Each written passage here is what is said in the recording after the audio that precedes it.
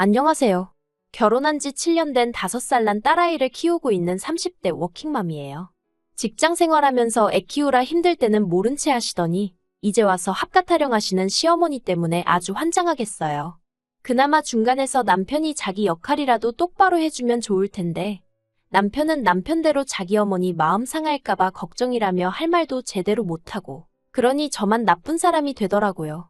그래서 남편한테 저 아니면 어머님 둘 중 한 사람을 택하라니까 그래도 끝까지 곧 죽어도 그게 저라는 소리는 안 하대요. 유치하다면서 그러지 말라는 핀잔만 하고요. 솔직히 저도 그런 유치한 질문은 하고 싶지 않았어요. 하지만 오죽하면 그랬을까요? 아무튼 그런 질문조차 대답하지 못하는 남편을 보고 있으니 저런 사람하고 남은 인생을 어떻게 같이 보내나 싶어서 이혼하기로 마음먹었습니다. 제가 20대 후반이었을 당시 명품에 관심을 보이던 주변 또래들과 달리 저는 부동산이나 주식처럼 훗날 재산이 될 만한 것들에 관심이 많았어요. 그리고 그건 아무래도 친정부모님의 영향을 받아서였을 거예요. 어머니는 부동산 중개인으로 일을 하고 계셨고 아버지는 증권회사에 다니고 계셨으니까요. 그렇다 보니 직간접적으로 보고 듣는 게 많았고 직장 생활을 시작한 이후로는 자연스레 그런 쪽에 투자를 하고 싶단 생각을 갖게 되었지요. 그렇게 꾸준히 관심을 갖고 공부를 하다가 미분양 아파트 하나를 알게 되었습니다. 그리고 어째서인지 몇 날 며칠 눈앞에 아른아른한 것이 아무리 생각해봐도 투자해 볼 만하다 싶대요. 그래서 친정부모님과 상의 끝에 분양을 받기로 했어요. 당시 제가 모아둔 돈이 1억 정도 있었는데 그 돈을 전부 다 탈탈 털어서 넣었습니다. 다행히 중도금은 무이자 대출이었기 때문에 입주하게 될 때까지 다시 지독하게 모으고 그리고 친정부모님이 원래 저 시집갈 때 1억 정도 해주려고 하셨다는데 그 돈은 제가 원할 때 아무 때나 주시겠다 하셨거든요. 그래서 계산해보니까 입주할 때쯤이면 그럭저럭 돈은 마련할 수 있겠더라고요. 그리고 그런 와중에 남편을 소개받았고 연애를 시작했어요. 직장을 다니던 평범한 회사원인 남편은 저와는 달리 물질적인 부분에 크게 욕심이 없는 사람이었습니다. 성격도 자기 주장을 크게 내세우는 편이 아니어서 사귀는 동안 서로 부딪힐 일이 별로 없었지요. 그렇게 1년을 조금 넘게 사귀었을 무렵 남편이 결혼하자고 하더라고요. 하지만 당시에 제 돈이 전부 다 아파트에 묶여 있었잖아요. 그래서 남편에게 상황을 설명했는데 괜찮다고 하더라고요. 그래서 바로는 결혼하지 못하고 프로포즈를 받고 1년이 더 지나서야 결혼하게 되었습니다. 참고로 왜 1년이냐 하면 그 1년 동안 결혼자금을 모았거든요. 친정부모님께는 이미 1억을 받기로 되어 있었기에 더는 부담을 드리고 싶지 않았어요. 아무튼 그렇게 식을 올리고 저희는 남편이 살고 있던 18평짜리 아파트에서 신혼살림을 시작했습니다. 그런데 이 부분에 있어서 제가 솔직히 억울한 게 저는 당연히 남편 소유라고 생각했었거든요. 그런데 나중에 남편이 한다는 말이 자기는 한 번도 자기 거라고 한 적이 없답니다. 제멋대로 오해한 거라고요. 하지만 제가 남편더러 지금 사는 곳이 전세냐고 물었을 때 남편은 아니, 자가야 라고 대답했고 그래서 저는 당연히 남편 명의일 거라고 생각한 거예요. 나중에 어머님도 말씀하시길 남편 줄 거라고 하시긴 했지만요. 하지만 어찌됐건 엄밀히 따지고 보자면 남편은 거의 빈몸으로 장가를 온 거나 마찬가지대요. 꼼꼼하게 따져 묻지 않은 제 탓이지요 뭐. 그때를 생각하면 지금도 스스로한테 답답한 마음이에요. 아무튼 리모델링을 하기에는 집 상태가 나쁘지 않았고 그리고 저 혼자 생각이긴 했지만 여기서 살다가 제 아파트에 입주하면 되겠다 싶더라고요. 그래서 도배만 새로 했어요. 그리고 냉장고부터 시작해서 큰 가전제품들과 가구들은 제가 혼수라고 생각하고 다 바꿨네요. 이건 어차피 이사 갈 때 들고 갔으니까 혼수로 해간 게 크게 억울하고 그러진 않았어요. 그런데 어머님은 이후로 걸핏하면 남편이 집을 해왔는데 제가 예단을 안 해왔다고 그걸 흠을 잡으시대요. 혼수 그건 어차피 제가 필요해서 산 거 아니냐며 마치 제가 빈몸으로 시집을 왔다는 식으로 말이에요. 그런데 저도 당하고만 있는 성격은 아니라서 그런 어머님께 그렇게 따지면 남편이야말로 빈몸으로 장가온 거 아니냐고 따졌어요. 저는 그래도 제 명의의 집이라도 있지. 남편은 자기 앞으로 가진 게 뭐가 있냐고요. 그래서 그때 남편하고 결혼한 지 한 달 조금 넘었을 때였는데 결국 어머님하고 대판 싸웠습니다. 보내 안 보내 소리가 나올 정도로 크게 다퉜네요. 그러다가 아버님이 교통사고로 크게 다치시면서 저와 어머님의 싸움도 유야무야 없던 일처럼 묻어두고 지내게 되었지요. 하지만 없던 일처럼 묻어두고 지냈다는 게 입 밖으로 말을 안 꺼냈다 뿐이지. 솔직히 서로 감정이 풀린 건 아니었거든요. 그렇다 보니 어머님은 어머님대로 제가 하는 것마다 못마땅해 하시고 불만을 표현하셨어요. 그리고 저도 그런 어머님을 상대하다 보면 마음이 상했고 기분이 나빠지대요. 그래서 시댁에 일이 있거나 하면 남편만 보내기도 하고 이런저런 핑계를 대면서 저는 빠지고 그랬습니다. 제가 잘했다는 건 아니에요. 하지만 저도 제 나름대로 살 길을 강구했어야 했던 게 어머님하고 한번 감정 소모를 하고 나면 그 스트레스가 얼마나 컸던지 며칠을 끙끙 앓아야 할 지경이었거든요. 아무튼 그렇게 지내다가 저희 부부는 제 아파트로 이사를 하게 되었어요.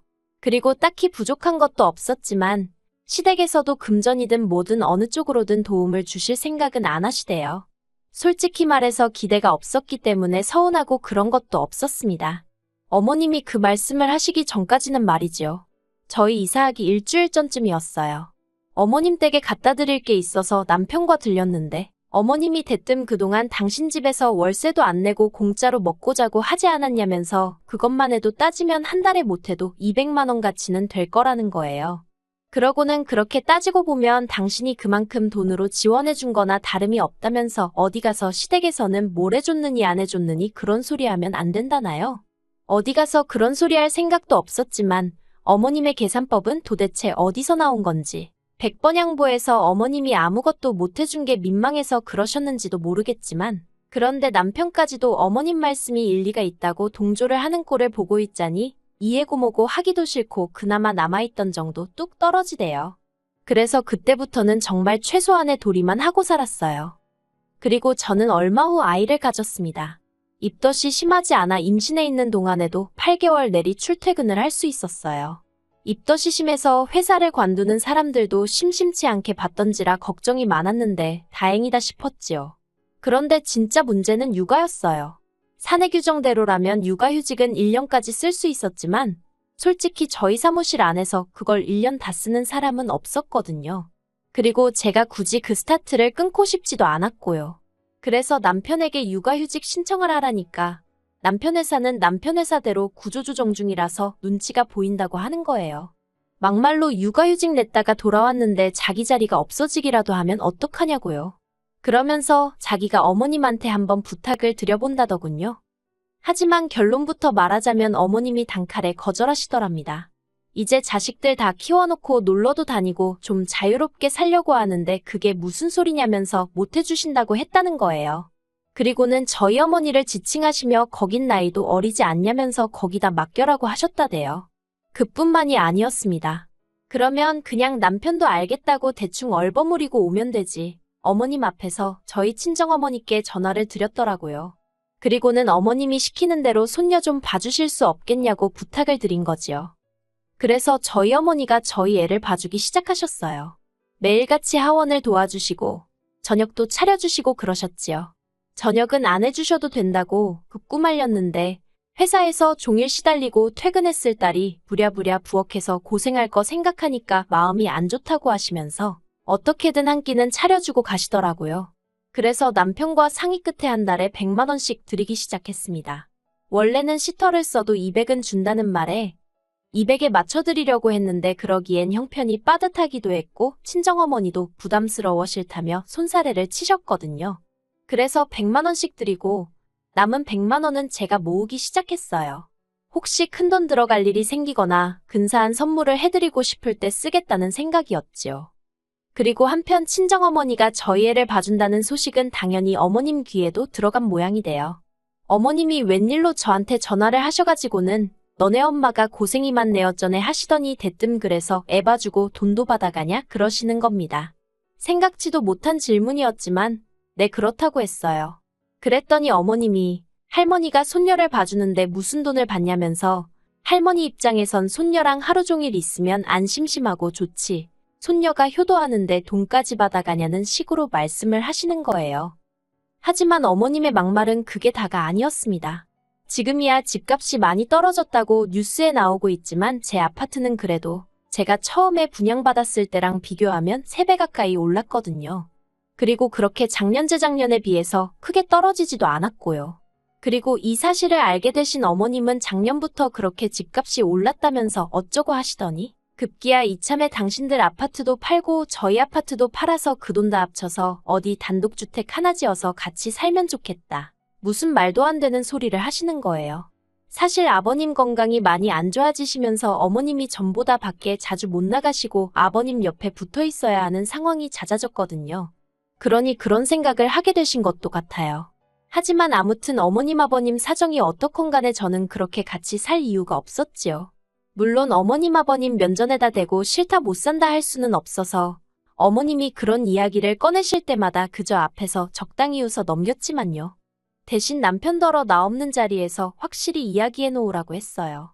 그런데 남편도 알았다고는 하면서 정작 그런 대화가 나올 때마다 얼렁뚱땅 넘어가려고만 했지. 어머님한테 그런 말씀 마시란 소리는 죽어도 안 하더라고요. 그러다 지난 주말이었어요. 남편이 모처럼 시부모님 모시고 식사라도 하자며 자리를 만들었대요. 내키지는 않았지만 어버이날이 코앞이기도 했으니 겸사겸사 본다 생각하면 되겠네 하고 나갔습니다. 그리고는 이런저런 이야기를 주고받는데 어머님이 갑자기 생각났다는 듯이 얼마 전에 부동산에 다녀오셨다는 이야기를 꺼내셨어요. 친하게 지내는 부동산 여자가 있는데 그 여자가 집 짓고 살기 좋은 동네라며 땅을 몇 곳 소개해 주더라는 겁니다. 그리고는 저더러 그나저나 너는 집을 언제 팔 거냐면서 하루라도 빨리 팔아야지 그러다 아파트 값이 떨어지기라도 하면 어떡하냐대요. 저는 아파트를 팔 생각이 조금도 없었는데 어머님 혼자 뭐가 그렇게 마음이 급하신지 그리고는 어머님이 덧붙이시기를 당신 사시는 아파트는 팔려고 내놓으셨답니다. 어머님 아파트 판돈으로 땅부터 살 거고 저희 아파트가 팔리면 그 돈으로는 이제 공사하고 그러면 될 것 같다나요. 정말이지 저희와는 한마디 상의도 없이 혼자 엄청난 계획을 세우고 계시대요. 결국 듣다 못한 제가 그렇게 갑자기 집을 내놓으시면 어떡하냐 그러다 집이 팔리기라도 하면 어디서 지내려고 그러시냐 물었습니다. 그랬더니 당연하다는 듯이 너희 집 팔릴 때까진 일단 너희 집에 있다가 같이 이사하면 되지 그러시는 거예요. 황당해서 저희 집이요 하고 되물으니 너네 방 하나 남지 않냐면서 일단 불편해도 거기서 지내시면 된다며 걱정 말라나요. 게다가 그뿐만이 아니었어요. 어머님이 요즘에도 니네 엄마한테 애 봐주는 걸로 돈 주냐 그러시길래 또 무슨 소리를 하려고 그러시나 싶어서 지난번과는 달리 안 드린다고 했거든요. 그랬더니 이번에는 정과는 완전히 다르게 왜 돈을 안 주느냐면서 당신은 받을 거랍니다. 애 봐주는 공은 없다면서 같이 살게 되면 싫으나 좋으나 당신이 살림도 해야 할 수도 있고 애도 봐줘야 하니 한 달에 200은 줘야 한다고 하시는 거예요. 들을수록 가관도 이런 가관이 없네 싶어서 남편을 쳐다봤어요. 그리고는 어머님한테 빨리 무슨 말이든 한마디라도 하라고 눈치를 줬는데 남편이 슬쩍 제 눈을 피하더니 아무 말도 안 하대요. 그러니까 진짜 부하가 치밀어서 더는 가만히 있으면 안 되겠다 싶더라고요. 제가 어머님 떨어 남편이 말을 안 했냐며 말문을 열었습니다. 남편한테 어머님하고 같이 못 산다고 말씀드리라고 했는데 못 들으셨냐고요. 그리고는 아무리 생각해봐도 어머님하고 제가 같이 사는 건 어려울 것 같다. 결혼 초부터 어머님하고 저하고 많이 부딪히지 않았냐. 그때 제가 너무 힘들기도 했고 그래서 같이 사는 건 싫다고 딱 잘라 말씀드렸어요. 그랬더니 처음엔 어머님도 당황하셨는지 언제까지 결혼 초에 좀 서운했던 걸로 꽁에 있을 거냐면서 벌써 시간이 이렇게나 지났다며 이제 잊어버리랍니다. 그러면서 이제 잘 지내보자 하시는 거예요. 그래서 제가 합가를 안 하고도 잘 지낼 수 있지 않냐고 오히려 합가를 하면 잘 지내지 못할 것 같다 했습니다. 그리고는 저는 지금처럼 친정어머니가 와서 애 봐주시고 제 살림도 도와주시고 하면 마음도 편하고 좋은데 왜 그 좋은 조건을 다 포기하고 어머님이랑 살아야 하냐고 물었어요. 제가 왜 제 집에서 어머님 눈치 봐가며 비위 맞춰가며 살아야 하느냐고 그렇게 살기 싫다고요. 그랬더니 어머님이 저더러 싸가지가 있네 없네 하시면서 소리를 지르시는 거예요. 어느 정도 화를 내실 거란 건 예상하고 있었기에 크게 놀라진 않았어요. 그리고 한 번쯤은 거쳐야 할 관문이라고 생각했지요. 그런데 그때 이때까지 입 딱 다물고 있던 남편이 가만히 있으면 자기가 알아서 다 이야기를 할 건데 왜 이를 키우냐면서 어머님 앞에서 저를 무슨 학생나무라듯 나무라는 거예요. 진짜 황당해서 제가 남편더러 말을 그따위로 할 거면 그냥 당신도 내 집에서 나가라고 했어요. 보태준 것도 없으면서 집값이 올랐으니 파내 마네. 아주 떡줄 사람은 생각도 안 하는데 왜 다들 김칫국이냐고 소리를 질렀지요. 그리고 제가 그렇게 악다구니를 쓰니 그제서야 남편이 약간 꼬리를 내리면서 미안하답니다. 그냥 자기도 상황이 답답해서 순간 욱했다나요. 제가 남편더러 나랑 살 거면 어머님한테 확실히 같이 못 산다고 못을 박으라고, 그리고 이제 내가 어머님하고 마주치는 일은 없게 해달라고 했어요.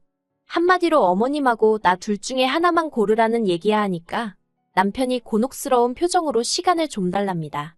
무슨 말을 그렇게까지 하냐면서요. 그런데 남편의 그런 태도에 저는 더 실망을 했어요. 어떻게 남편이 돼서는 아내한테 끝까지 믿음을 못 주나 싶은 게 한심하기도 하고, 그동안 남편이랑 산 세월이 다 허송세월 같고 그렇더라고요. 그래서 결국 남편한테 더 주고 말고 할 시간 없다고 깔끔하게 이혼하자 했습니다. 남편더러 협의 이혼할 건지 소송을 할 건지 그 정도는 선택할 수 있지 하고는 2주 줄 테니 결정해서 알려달라고 했어요. 그리고는 딸 데리고 일단 친정으로 왔네요. 그리고 이렇게 사연을 적으면서 과거를 곱씹어보니 생각할수록 이혼만이 답인 것 같습니다. 저랑 이혼하면 남편은 개털이나 마찬가지인데 솔직히 불쌍한 거 없어요. 어머님 계산대로면 제 집에서 남편도 자기 먹고 사는데 필요한 생활비만 벌어다 준 거니까 그다지 억울할 일도 아니겠지요. 그리고 남편과 싸움이 이렇게 커지고 나서야 어머님이 합가 이야기는 안 하겠다면서 그냥 앞으로 자주 얼굴이나 보고 살자 하셨는데요. 원래 하나 주면 2개 바라고 2개 생기면 3개 바라는 게 사람 욕심 아니겠어요? 어머님은 집 짓고 살면 나중에 그 집 다 저랑 남편 거 된다는 소리도 하셨지만 그 집 없어도 제 인생에 불편할 거 하나 없고요. 먹고 사는데 지장 없고요. 필요 없는 거 받자고 굳이 고생하고 살 이유가 없잖아요. 그냥 이제 빨리 남편하고 법적으로 깔끔하게 남남되어서 더는 스트레스 안 받고 살고 싶은 마음뿐이에요.